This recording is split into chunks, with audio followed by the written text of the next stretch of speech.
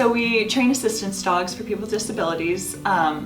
We originally were dogs for the deaf, so we train hearing dogs for people who are deaf of hard of hearing. So we changed our name because we now serve a larger population than just people who are deaf or hard of hearing. We also train and place autism assistance dogs with children on the spectrum, as well as facility dogs who work with professionals who work with people with disabilities like special education teachers, physical therapists, doctors, that sort of thing. We were founded because there was a local trainer named Roy in Southern Oregon, and he was contacted by a humane society in Colorado.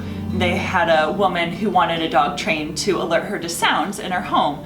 And so Roy went out there, spent a few weeks training, and then came back and said, wow, this is a thing that people could really benefit from. So he started rescuing dogs from shelters, which we still do to this day. We go to shelters, evaluate appropriate dogs, and then bring them back to our facility and train them as assistance dogs. A couple of the things I really love about Dogs for Better Lives is that we are rescuing dogs. So we're taking these dogs that might not have a chance at a good life otherwise and giving them a purpose and a job, and then placing them with clients. So kind of connecting, you know, these dogs that are often forgotten about in shelters and giving them a purpose. And then we give them to these clients, and now our clients are better connected to their world and their community because, you know, obviously for our hearing dog clients, now they're aware of sounds, but also a lot of times people are more likely to come up to them and talk to them because they see this adorable little dog next to them in the vest and they want to know more. Being deaf or hard of hearing can really be isolating sometimes because you can't hear well, and so it's hard to communicate.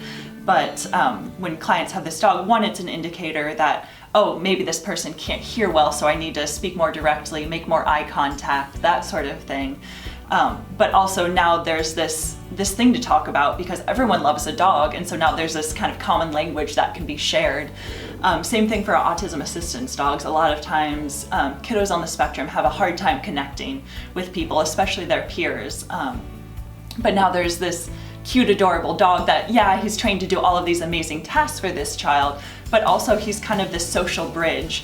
Other kiddos who, you know, maybe they see Billy and think, I don't know, you know, he acts a little differently. I don't know how to interact with him. But now Billy's got this dog, and so other children are going to be more likely to interact, and Billy's going to be more connected to his world and learn more social skills and have more friends as a result. I've had youth since 2010. One of the things that was right away obvious was that I worked in Seattle, and we took a lot of walks, and nobody ever noticed me before. And all of a sudden people were coming up and talking to me because of her. And when you're hard of hearing, you tend not to talk. You tend to be pretty isolated because you know you're not going to hear their answers. So you're not the same personality you might have been when you were younger and you could hear. And so all of a sudden these people were talking to me, and I would be so tired because I had to be charming all day. The very first day that she brought Jude to me, and we met each other and we started, you know, kind of doing some training. Then she left and she said, well, actually we went shopping. We got her a crate and we got all these things. But then she left. And I said, aren't you going to take her with you? And she said, no, she's going to stay here, and you can see how you get along during the night, and then we'll talk about it tomorrow. And I was terrified. I've had a dog before, but it was a dog. It wasn't a trained dog.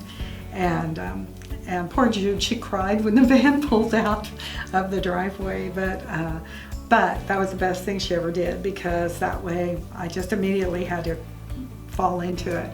Yeah, so your donations do a lot of things. They help provide for medical care for the dogs we're pulling out of shelters. A lot of times the dogs we're getting from shelters still need spayed and neutered and vaccinated and, you know, heartworm tested and all of that. So there's a lot of money that goes into just getting these dogs healthy and ready to train. Then there's the actual training portion. So each dog usually is in training for 4 to 6 months with a professional trainer. So that takes time and money. And then from there, one of our trainers takes the dog that was professionally trained, and goes to where the client lives. So a lot of times that's our trainers flying, maybe to the East Coast and spending a week with that client, teaching them how to use their dog. So that money is, all the way from driving to the shelter to evaluate and pick up dogs, all the way to placing that dog in the home and teaching that client how to utilize that assistance dog.